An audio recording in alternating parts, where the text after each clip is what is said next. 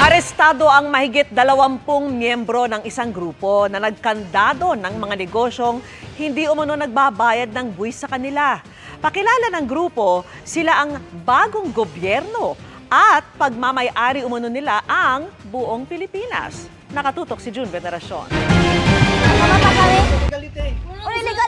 Sino ang hindi kakabahan sa ganitong tagpo? Nagkuha na kami ng permit.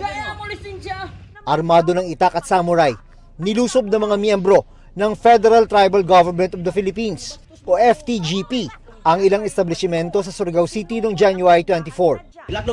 Uno, kuha na ang oras. Lalo pang tumaas ang tensyon nang ipadlak ng grupo ang ilang tindahan.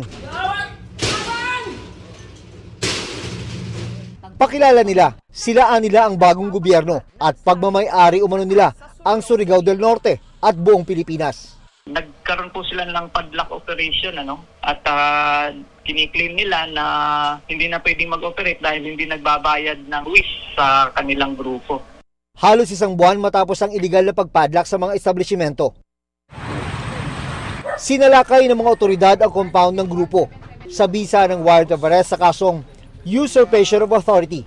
21 ang inaresto, kabilang ang mga leader ng grupo na sina Dato Adlaw at Bay Lourdes. Sa pagkakaaresto po sa dalawang leader na ito, kay Dato Adlaw at kay Bay Lourdes, naipakita po natin na wala pong hihigit o lalamang pa sa gobyerno ng Pilipinas.